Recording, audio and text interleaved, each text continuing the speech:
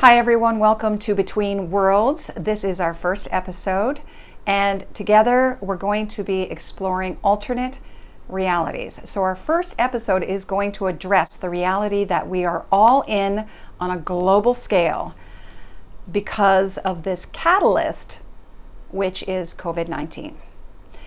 Today I have a guest who is an energy reader, and she's going to help us understand energetically what is going on with the virus, how it's affecting us, and how we will be looking at our reality in the future. So please welcome Kimberly Berg. Kimberly, welcome to the show. Thank you. Thank you. Appreciate that. I want to ask you, what exactly is an energy reader? How did you know you were one? Okay, so a lot of people will refer to me as a psychic, which is basically a shortcut, is how I see it, to refer to what I do. I don't see myself as a psychic because my specialty, while I can do it, my specialty is not about predicting futures per se, as much as it is reading the energy of a situation, of a person, of their environment, the people around them now and in past lives, because everything is energy, so it continues to live on, and I can access that. Does that answer the question clearly enough? Absolutely. And when did you discover you were able to do this? Well, I would say it's been about 25 years that I've been cognizant of this. My aunt said that I was born doing and saying things that would reflect that I was born with it. I just didn't remember. So it was something that 25 years ago, through a series of events, was revealed to me over time, and that switched in how I was doing it. First, it was the automatic writing, and now finally it's just me really sensing energy. I mean, I kind of feel like I'm, on the Matrix, the movie, the screen where they show the ones and the zeros coming down, right? And then eventually you start seeing the images of the people. Right. That's what I do. Essentially, I'm taking the ones and the zeros, feeling them, and then giving the information that I'm getting over to you. Okay, that sounds actually quite fascinating.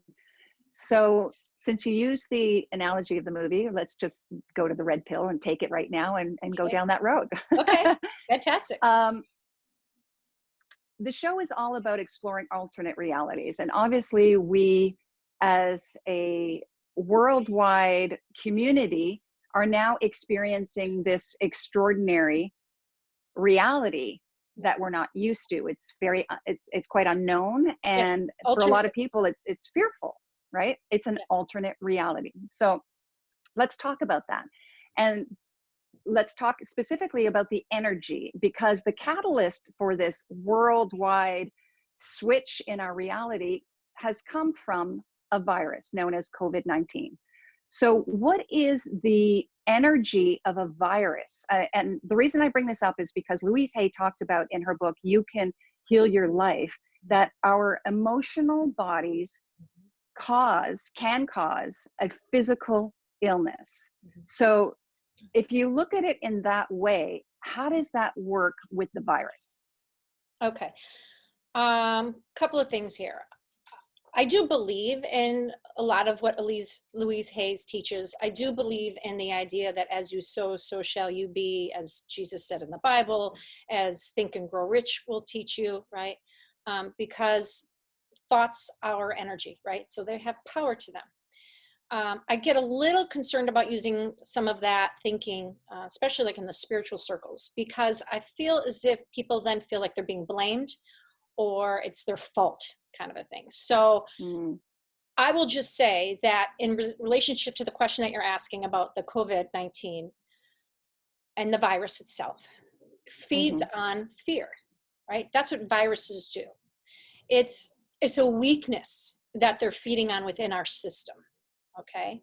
So since fear is a universal energy, it makes sense that it would travel quite rapidly throughout the planet, because so many of us are just trying to survive, right? So many of us want what's good for ourselves and for those we love, but the motivation behind it unconsciously most of the time is fear.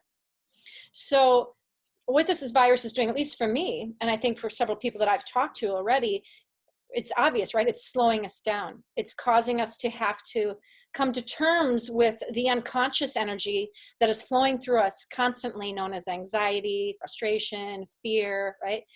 We're having to feel that because we're being cooped up in our homes. So we have to feel all those energies that we're normally running from, essentially, right?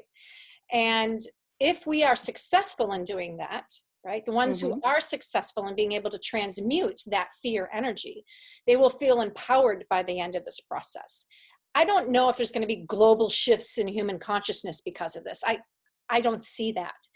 But what I believe is there will be a lot of internal forces happening that will cause more peace on earth, as people like to talk about, right? Having peace on earth, because there will be a little bit more of, there'll be more consciousness among the individuals. Okay, let's go back to the beginning of what you were talking about, the energy of this virus, that it preys on fear and weakness. If we can just go before that, and it may be, you know, the chicken before the egg kind of question, but how is this virus created to begin with? If you know what I'm trying to get at. So, I mean, is this a man-made thing? And then it just runs rampant because of the fear that we're, you know, and I do believe that because our immune system is altered when we are in a state of fear and stress, which, I mean, worldwide, so many people, I feel, we're feeling that even before the virus hit, because if you look at the statistics, most of us are living paycheck to paycheck. So what kind of existence is that when you're constantly fearing if you can pay the rent or the bills for the next month? Right. So is it man-made is your question. And there's a couple of ways to go at that, right? Is the virus literally man-made? And that's kind of the conspiracy theory kind of approach. Or is it man-made energetically because of how we live? Okay. So absolutely.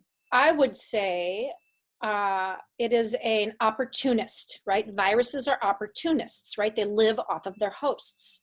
So I'm going to avoid any conspiracy theory concepts right now. And I'm just going to go with the idea that even if it was man-made and in a lab, right, it can only survive if the host has a weakness, if the virus can latch onto you. That's why some people get sick and some people don't. That's why when someone says, oh, you gave me your cold, I'm like, no. Your system is weak, and therefore it developed a cold after being exposed to me who had a cold, but it's not my fault that you have a cold, right? So it's about taking individual responsibility as human beings about what we're allowing into our universe, our personal universe, our bodies. And through our thinking is how we can control that. What thoughts we're willing to cling to, what thoughts we unconsciously let run us.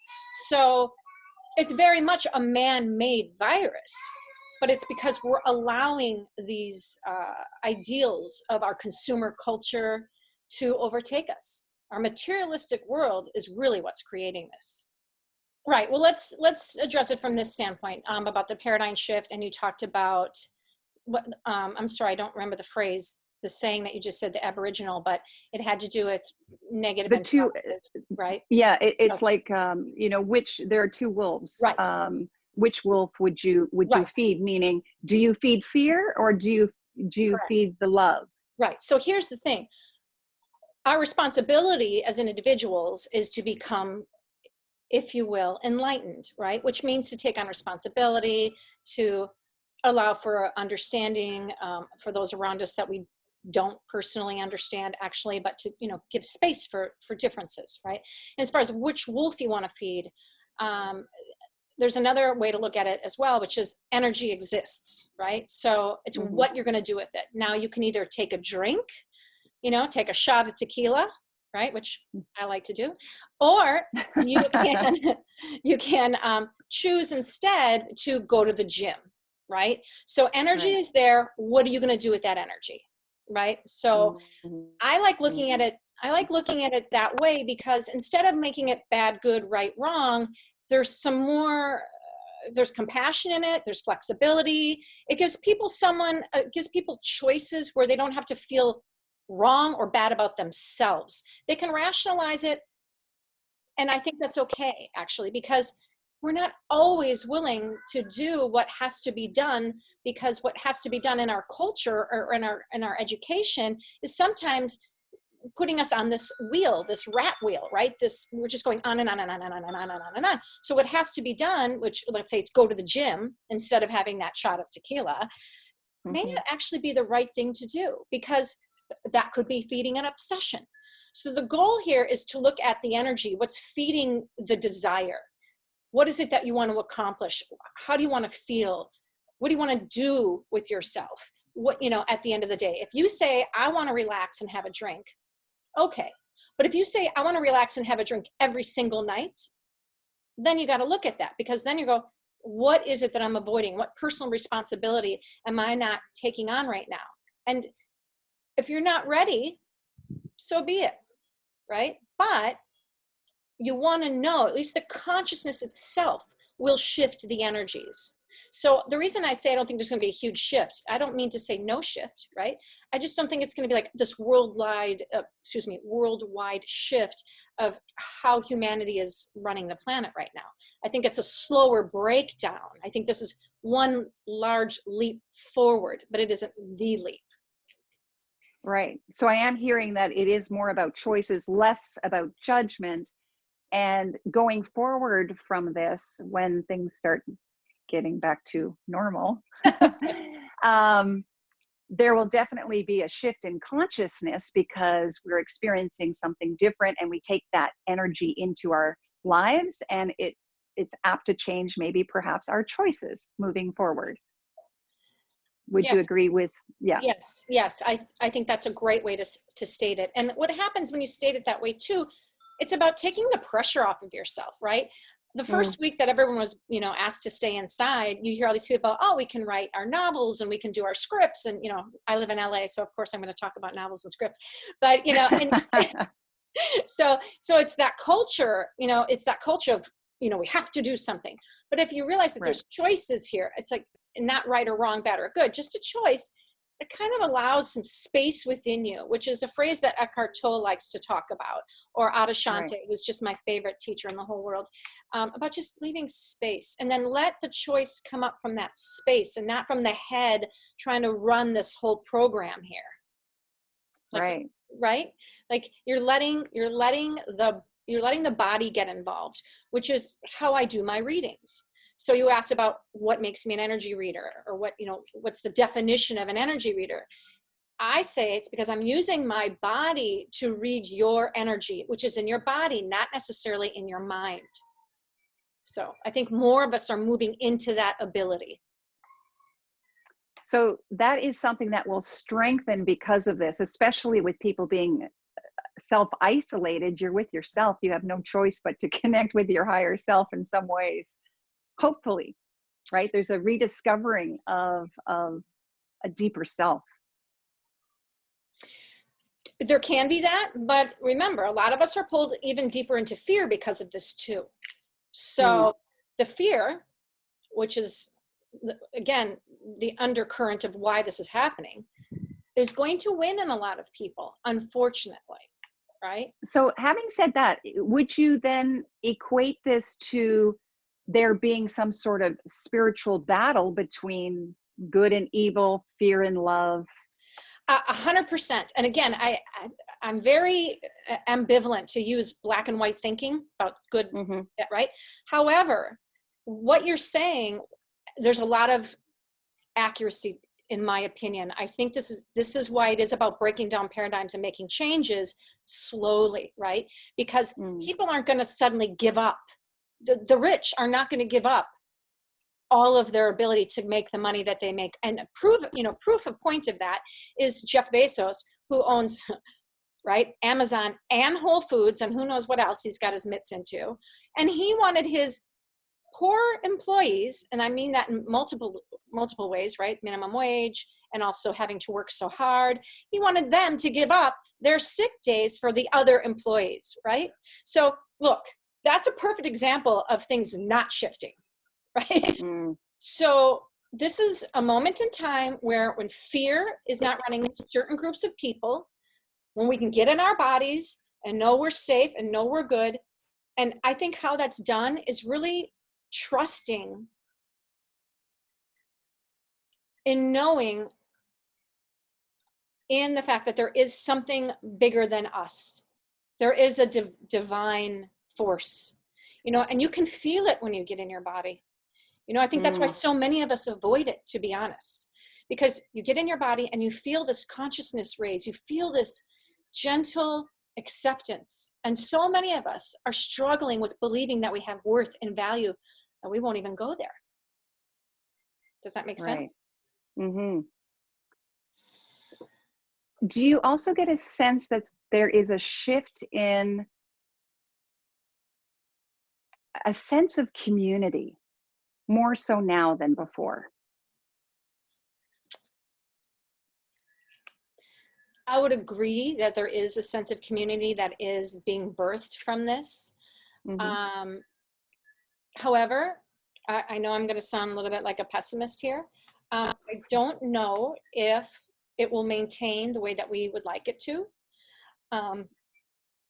It feels to me like what you're asking overall is, what is the higher purpose? What is the benefit? What is the beauty that's going to come from this? And I as certainly hope that there's going to be a blessing from this, because generally when there's strife, there has to be a karmic balance, I believe, anyway. right. So I feel there has to be the blessing that comes out of the tower crumbling. Right. So what I would say to that is the questions that you're asking me all, in a sense, have the exact same response. Yes, and, right? Yes, and there's going to be pockets that break down. Yes, there's going to be people that are becoming more enlightened and more aware and more conscious. Yes, and there's going to be people that are going to stay stuck in the old ways, right? So is community being formed? Correct, it is. However, there's still a strong hold. And when you talked earlier about the fight between good and evil, right? Right. Rudolf Steiner started anthroposophy, okay? And he talks a lot about the energies of the planet. He's a very heavy read. I can't get a lot of what he's saying, but it's very intense. And he discusses this, okay? And he believes that there truly is a demonic energy, like a Lucifer, that it does exist in the form of technology. And the reason he blames technology, he thinks there's an evil force behind the creation of technology, is because how diversive it can be. Like, look at how many times people get into a fight with someone over a text because they can't read the tone, they can't feel, you know, because they're scared, because the fear that's running them causes them to misread a text, right? Or react quickly without thinking. And Correct. So that's due to technology. So if we're going to talk about evil and good and bad, I'm going to just address it from the idea of, let's look at how we choose to connect with one another. And in those choices, are they truly allowing us to be as vulnerable and as caring and as connected as we could be without them? So can we use the technology that's presented to us and actually really do use it for good? so having a very good balance, because I mean, obviously, with people being self-isolated right now, a lot of people are online connecting with each other at the moment, using interfaces like Zoom to do what we're doing today, and reaching out to family and to make sure that they're okay through technology. So I feel like in some odd way, this whole thing has encouraged more people to get online, ironically. Well, what it's done is it's encouraged people to use the technology in a way that actually benefits them. That's correct. So there's your balance when you're like, where's the balance here? Because we're learning to use technology in a way that actually brings us in unity with the people that we miss, that we love.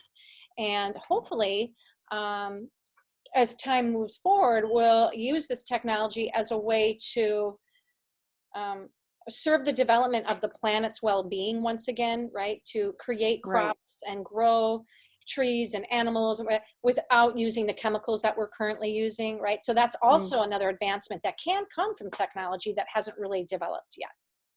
Well, I will say that what I've noticed being in isolation is, you know, being in Los Angeles, the streets are cleaner. I mean, we did have rain, which cleaned the streets a lot more than usual.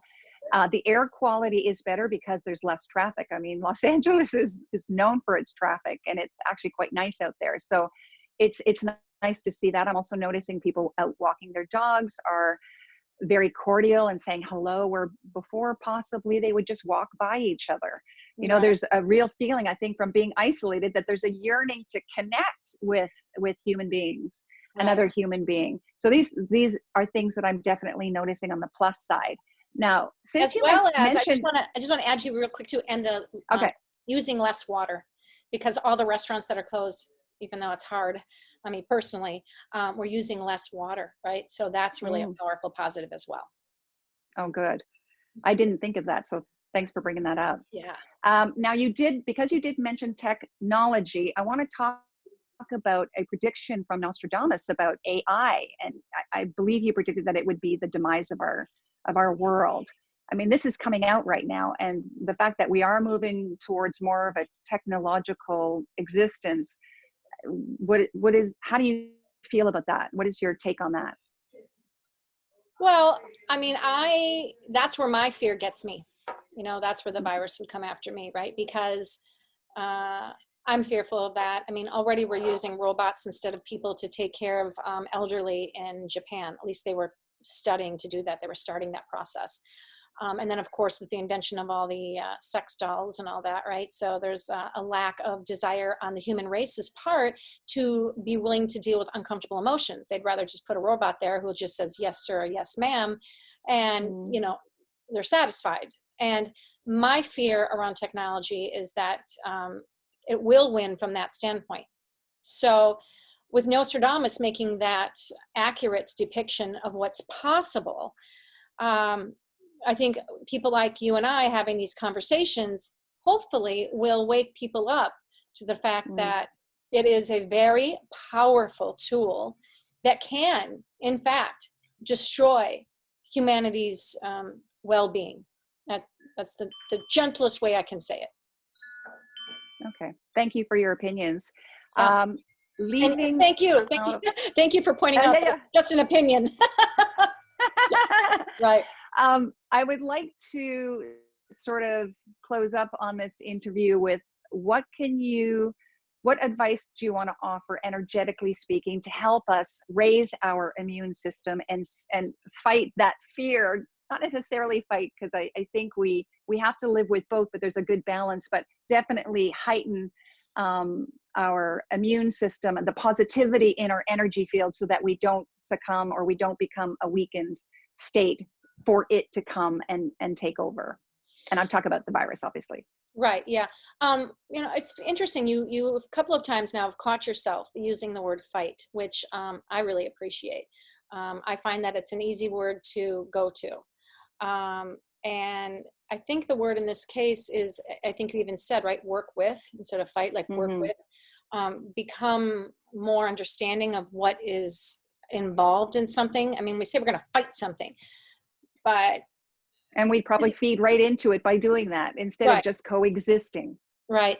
And it's not necessarily to fight anything. What's more valuable is to give compassion and to resist that energy within yourself that is being triggered. Because anytime we fight, it's a trigger, right? Even Mm, if we're fighting to save cancer, it's a trigger, right? Instead, you mm, want to be someone who is working to understand, to overcome, to reduce, right? So, in response to your question, channeling the energies. Without being too dramatic about it, because I want it to be very feasible, everyday kind of work that doesn't feel like we have to sit down for 20 minutes and meditate, mm. right? I think really it's about keeping some key concepts in one's mind about what your goals are personally. And I mean more of an internal goal, okay? What is your goal? And I think Byron Katie goes into this as well. My goal is to have peace, right? My goal is to be kind. My goal is to want to heal within, right? And so if I can keep those things in alignment, if I can keep those things in my awareness, and whatever yours may be Right. personally, hopefully will direct your actions eventually, not always, but eventually direct your actions according to what you value most. So really, I think it's about your integrity, right? Mm, So when you know that you are when you're not telling the truth, you're losing a sense of self. So you have to ask yourself, is this in alignment to my healing? If I'm being, what's the word? When you're misleading someone, right? So it's about integrity, it's about morality, and it's not a morality that's given to you by a religion. It's an internal morality, right? So it's really So your own belief system. well, and it's a belief system that isn't based on fear. So this is all very, very tricky stuff, because people can say, I believe in blah, blah, blah, blah, blah. I believe in power of, to have guns or whatever. Great. Where's that belief coming from? If your belief is stemmed in fear, you got to look at it, right? And I'm not saying some people shouldn't own guns. I understand why people want to own guns. I'm not against people owning guns at all, actually. What I am against is people using their guns in a way to harm another person, right? Self-protection, I get it. Harming others, no. So that's a whole other ball of wax, maybe another show. Exactly. So in brief, what I would say to answer your question, it is to go within and find out what your integrity is, what your morality is, who do you want to be in the world, and how do you want to contribute to that person that you see yourself as. So when you really know yourself, you're going to make better choices based on, hopefully, compassion rather than a fear-based decision. Exactly. And that's another saying from Jesus, right? I don't know the Bible very well, but I do believe in Christ consciousness. And he would say, know thyself. And the reason he said that is because from that place, you make the wisest choices, the most compassionate, loving choices. That's right. Right. And vibration, I think, is very important. It's all about energy.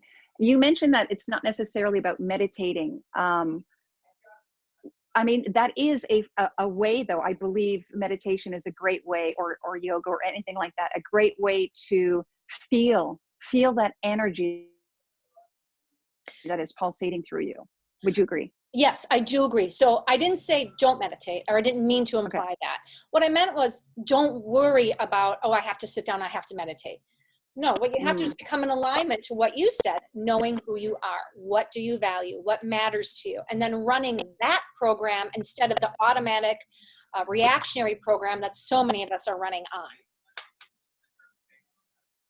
Right. Okay. Do you have any parting thoughts that you would like to share before we close up this interview?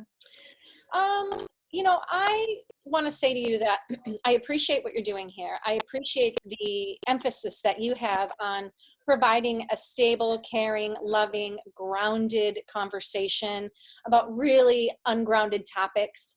I think it's important what you're doing for those of us that are in your world and those who will come to know you. Outside of that, I want people to understand that this is not something that is any more dramatic than anything else we've ever faced in time, that this is something that we can definitely overcome.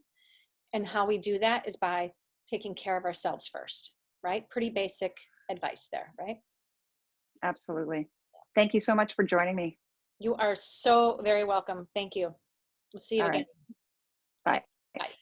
I would like to end this episode with a nice meditation so that we can be in a positive space. So let's just close our eyes now. And just breathe in and out.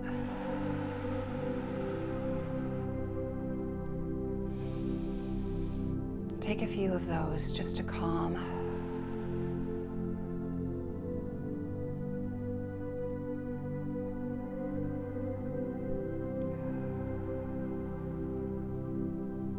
And if you can, for those of you who have a great imagination, just imagine that we're all connected. We're all connected on this planet. And our crown chakras are open. And we are protected in a beautiful white light and love. And that no harm can come to us. Because we are the divine collectively. Feel the beautiful connection through your crown chakra.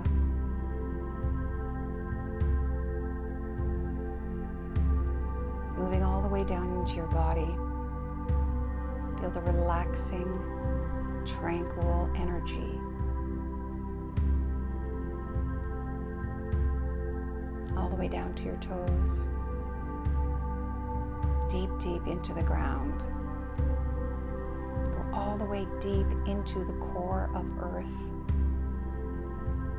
And if you can, imagine a tethered rope from the base of your spine all the way down to that core of the Earth, wrapping it around the core, taking on, feeling that energy of Mother Earth, bringing that grounded energy back up through that cord, back into your body, up your spine, all the way up and back out through the crown chakra, which is just above your head. Feel that.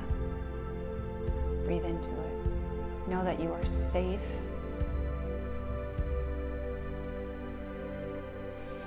And I want everyone to imagine that your immune system, maybe we need some immunity here, but your immune system is healthy and at its peak, the highest peak possible. And that your heart is open, filled with love and light.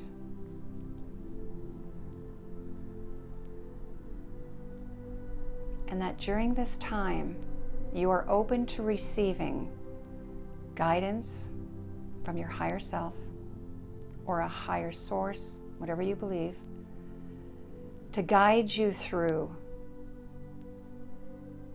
this unknown time and to show you your true purpose, what's important in life, and that you're never alone. And again, you are strong, powerful, and protected at all times.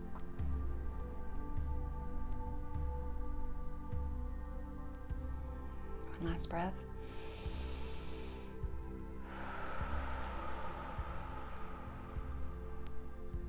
Thank you for joining me. Take that with you. I'd like to leave you with these beautiful images from a young artist in my neighborhood who in chalk, colored chalk, drew beautiful artwork. And this is what we can be doing to stay tranquil and sane during this time. He has some beautiful messages, but the final one is important. All you need is love. I leave you with that.